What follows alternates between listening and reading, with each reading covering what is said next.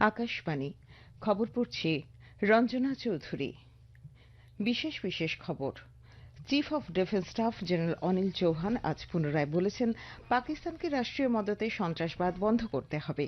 প্রধানমন্ত্রী নরেন্দ্র মোদী ৬ জুন কাটরা থেকে বহু প্রতীক্ষিত কাটরা শ্রীনগর রেল সংযোগ উদ্বোধন করবেন। অপারেশন সিন্দুর অভিযান নিয়ে সংসদের বিশেষ অধিবেশন ডাকার দাবি জানিয়েছে বিরোধী জোট।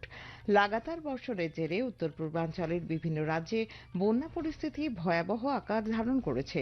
ভারতের পিভি সিন্ধু ইন্দোনেশিয়া ওপেন ব্যাডমিন্টন টুর্নামেন্টের শেষ ১৬-এ পৌঁছেছেন।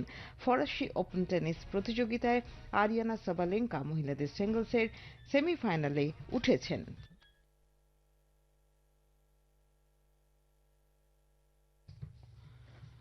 বিস্তারিত খবর। Chief of defence staff general Anil Chauhan আজ জোর দিয়ে বলেছেন যে ভারত সন্ত্রাস এবং পারমাণবিক ব্ল্যাকমেলের অধীনস্থ হয়ে থাকবে না। তিনি আরও বলেছেন, পাকিস্তানকে রাষ্ট্রীয় মদতে সন্ত্রাসবাদ বন্ধ করতে হবে। তিনি জোর দিয়ে বলেছেন যে ইসলামাবাদের ছায়াযুদ্ধ আর সহ্য করা হবে না। জেনারেল চৌহান সাবিত্রীবাই ফুলে পুনে বিশ্ববিদ্যালয়ে ফিউচার ওয়ার্স অ্যান্ড ওয়ারফেয়ার শীর্ষক ভাষণে কথা বলেন।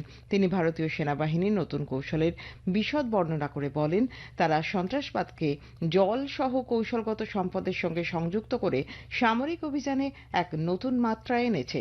সিডিএস আরও বলেন যে পহেলগাঁও জঙ্গি হামলার দ্রুত এবং সুনির্দিষ্ট প্রতিক্রিয়া হিসেবে অপারেশন সিন্দুরে সীমান্ত জুড়ে এবং পাকিস্তান অধিকৃত জম্মু ও কাশ্মীরের জঙ্গি শিবিরগুলোকে লক্ষ্য করে হামলা চালানো হয়েছে। তিনি আরও বলেন যে এই অভিযান ২০১৬ সালের উরি সার্জিক্যাল স্ট্রাইক এবং ২০১৯ সালে বালাকোট বিমান হামলার গতির ওপর ভিত্তি করে সন্ত্রাসবাদ মোকাবিলায় ভারতের কৌশলের বিবর্তনের সাক্ষ্য বহন করে। Now Pakistan is faced with a different kind of a prospect, that he faces military action in case we find terror happening against us. And also we have kind of raised the bar. We have connected terror to water, and we have drawn out new lines for military operations against terror. BJP সাংসদ বৈজয়ন্ত পাণ্ডার নেতৃত্বাধীন সর্বদলীয় প্রতিনিধি দলটি আজ নতুন দিল্লি ফিরে বিদেশমন্ত্রী doctor S জয়শঙ্করের সঙ্গে সাক্ষাৎ করে। অপারেশন সিন্দুর এই সাফল্য এবং সন্ত্রাসবাদের বিরুদ্ধে ভারতের দৃঢ় অবস্থানের কথা বিশ্বমঞ্চে তুলে ধরতেই প্রতিনিধি দলের আলজেরিয়া, সৌদি আরব, কুয়েত এবং বাহরিন সফর শেষ হয়েছে। ডক্টর জয়শঙ্করের সঙ্গে সাক্ষাতের পর কূটনীতিক এবং প্রতিনিধি দলের অন্যতম সদস্য হর্ষবর্ধন শ্রিংলা সাংবাদিকদের বলেন, বিদেশমন্ত্রীকে তাঁরা নিজেদের মতামত ও বিভিন্ন তথ্য সম্পর্কে অবহিত করেছেন। সফরের লক্ষ্য পূর্ণ হওয়ায় শ্রী জয়শঙ্কর প্রতিনিধি দলকে শুভেচ্ছা জানিয়েছেন। বৈজয়ন্ত পাণ্ডা বলেন, তারা যে দেশগুলিতে গিয়েছেন সেখানকার নেতৃত্ব সন্ত্রাসবাদের বিরুদ্ধে ভারতের অবস্থান সম্পর্কে অবহিত, ফলে আলাদা করে কোনো ব্যাখ্যা দেওয়ার প্রয়োজন পড়েনি।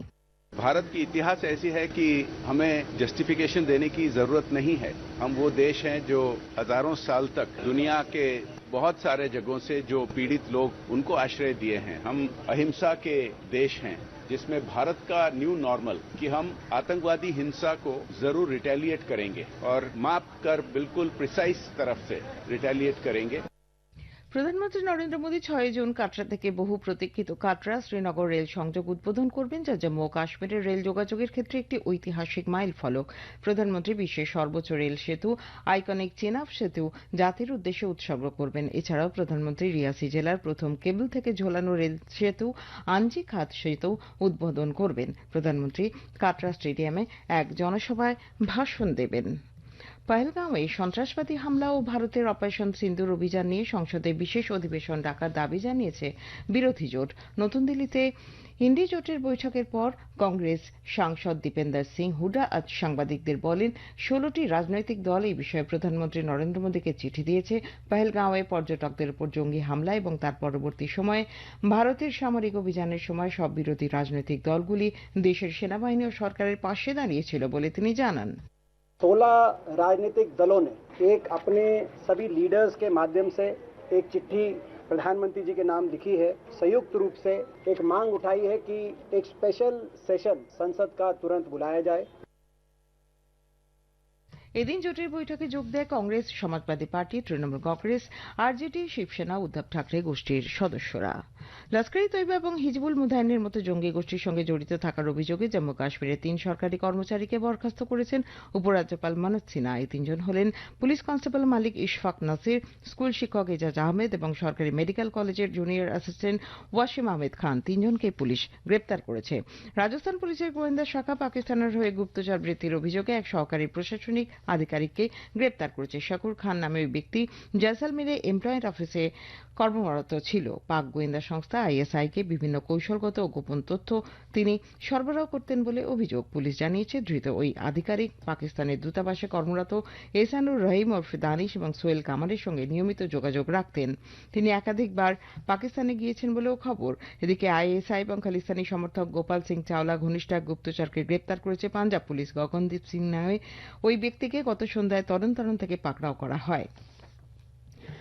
রাষ্ট্রপতি দ্রৌপদী মুর্মু লাদাখ সিভিল সার্ভিসেস বিকেন্দ্রীকরণ এবং নিয়োগ সংশোধনী আইন 2025 জারি করেছেন এবং কেন্দ্রশাসিত অঞ্চল লাদাখে পদে নিয়োগের উদ্দেশ্যে আবাসিক শংসাপত্র প্রদানের জন্য নিয়ম তৈরি করেছেন। সংশোধিত নিয়ম অনুসারে লাদাখ সিভিল সার্ভিসেস বিকেন্দ্রীকরণ এবং নিয়োগ আবাসিক শংসাপত্র প্রদান পদ্ধতি বিধি 2025-এ আবাসিক শংসাপত্র প্রদানের জন্য 5টি শ্রেণীর বাসিন্দার কথা উল্লেখ করা হয়েছে। শ্রেণীগুলির মধ্যে রয়েছে লাদাখের বাসিন্দা, শংসাপত্রধারী, কেন্দ্রশাসিত অঞ্চল লাদাখের বাসিন্দাদের সন্তান যারা চাকরি বা ব্যবসা বা অন্যান্য পেশাগত কারণে কেন্দ্রশাসিত অঞ্চলের বাইরে বসবাস করছেন এবং 15 বছর ধরে লাদাখে বসবাস করছেন। যে ব্যক্তি লাদাখে অবস্থিত কোনো শিক্ষা প্রতিষ্ঠানে 7 বছর ধরে পড়াশোনা করেছেন এবং 10ম এবং দ্বাদশ শ্রেণীর পরীক্ষায় অংশ নিয়েছেন তিনিও আবাসিক সার্টিফিকেট প্রদানের যোগ্য। নির্বাচন কমিশন আনুমানিক ভোটার ভোটদানের শতাংশের প্রবণতা সম্পর্কে সময়োপযোগী আপডেট প্রদানের জন্য একটি প্রযুক্তি চালিত সিস্টেম চালু করবে। ইসিআই আজ এক বিবৃতিতে জানিয়েছে যে এই নতুন প্রক্রিয়াটি ম্যানুয়াল রিপোর্টিং পদ্ধতি থেকে সময়ের ব্যবধান উল্লেখযোগ্যভাবে কমিয়ে দেবে। এলাহাবাদ হাইকোর্টের বিচারপতি যশবন্ত ভার্মার বাড়ি থেকে নগদ টাকা উদ্ধারের ঘটনায় তার বিরুদ্ধে এফআইআর দায়ের করে ফৌজদারি মামলা শুরু করার অনুমতি চেয়ে সুপ্রিম কোর্টের প্রধান বিচারপতি VI গাভাইকে চিঠি দিল বোম্বে লয়ার্স অ্যাসোসিয়েশন। পাঞ্জাবে 2 শতক পর ভারতীয় সেনাবাহিনীর গোল্ডেন অ্যারো ডিভিশন ঐতিহাসিক ফিরোজপুর দুর্গ জনসাধারণের জন্য উন্মুক্ত করেছে। এই খবর শুনছেন আকাশবাণী থেকে। আমাদের সংবাদ শোনা যাবে ইউটিউব চ্যানেল আকাশবাণী সংবাদ বাংলা, ফেসবুক ও ইনস্টাগ্রাম আকাশবাণী সংবাদ কলকাতা এবং এক্স হ্যান্ডেল AIR নিউজ কলকাতায়। লাগাতার বর্ষণের জেরে উত্তর পূর্বাঞ্চলের বিভিন্ন রাজ্যে বন্যা পরিস্থিতি ভয়াবহ আকার ধারণ করেছে। অসমে বন্যা পরিস্থিতি গত 24 ঘণ্টায় আরও ভয়াবহ হয়েছে। 21টি জেলার 5 লক্ষেরও বেশি মানুষ বন্যার কবলে পড়েছেন। অসম রাজ্য বিপর্যয় মোকাবিলা দপ্তর জানিয়েছে বন্যা এবং ভূমিধসের ফলে 11 জন প্রাণ হারিয়েছেন।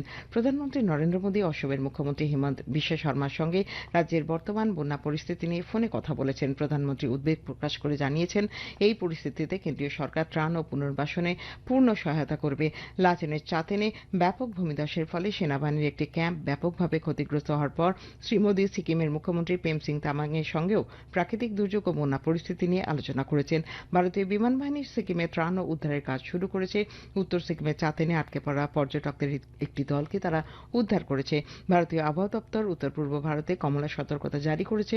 আবহাওয়া বিজ্ঞানী ডক্টর RK জেনামণি আজ আকাশবাণী সংবাদকে জানিয়েছেন আগামী 2 দিন ওই অঞ্চলে ভারী থেকে অতি ভারী বৃষ্টি হবে। ভারতের PV সিন্ধু ইন্দোনেশিয়া ওপেন ব্যাডমিন্টন টুর্নামেন্টের শেষ ষোলোয় পৌঁছেছেন।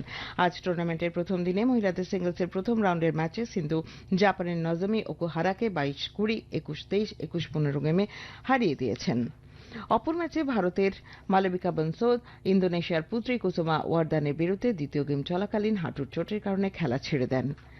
নরওয়ে দাবা প্রতিযোগিতার 7ম রাউন্ডে ভারতের ডি গুকেশ দেশেরই আরেক গ্র্যান্ডমাস্টার অর্জুন এরিগাসিকে হারিয়ে দিয়েছেন।